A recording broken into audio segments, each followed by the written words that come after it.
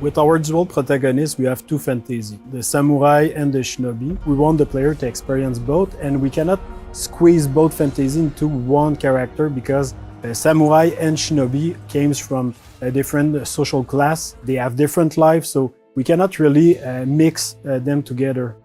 The historical character of Yasuke presented a really exciting opportunity for the narrative team. We approached it in the same way that so much of the work is done in Assassin's Creed, which is really in terms of research and history first. Not a lot is known about him, but what we did know, or we do know, is that he arrived in Japan in 1579, right when our game starts.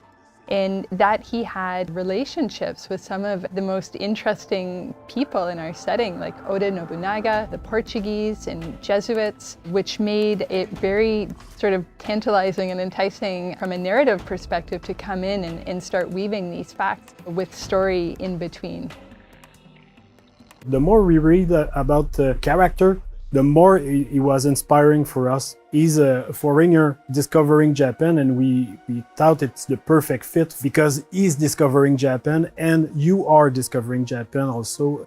And on the flip side, we have Naoe, who comes from the province of Iga, which is a remote mountainous area, fiercely independent, known as the birthplace of shinobi. So they're very contrasting perspectives that really expose a lot of different sides and facets of the era.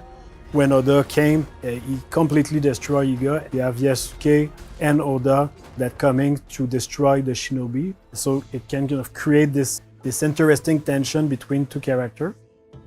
We were able to connect her to the province of Iga and the legendary Igan shinobi historical figure, Fujibayashi Nagato, who's her father in the game. So we understand why she has the skills that she has and the values that she learns from her father in the people of Iga, which are valor, benevolence, and wisdom.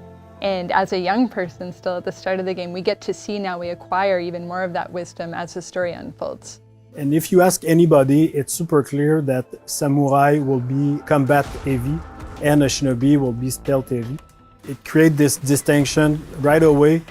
Yasuke can fight with all his advantage, his stature, like he's a big guy, he can break door, he can fight multiple enemies, he can break armor. Compared to Naoe, like her character and their outfit, it's really about being stealth, being unseen. She's the only one with the hidden blade, so they have clear advantage that put them into the stealth and the combat, even if they can do a bit of both. They're a really great pair together because on one side we have Naoe, who's very intense and passionate and determined woman who is very set on her goals. She's kind of got her heart on her sleeve and she'll say what she feels in the heat of the moment. And this intensity that she brings as a shinobi, but that she also brings to her relationship. And this balances very well with Yasuke, who is sort of a thoughtful, level head to Naoe's fiery passion.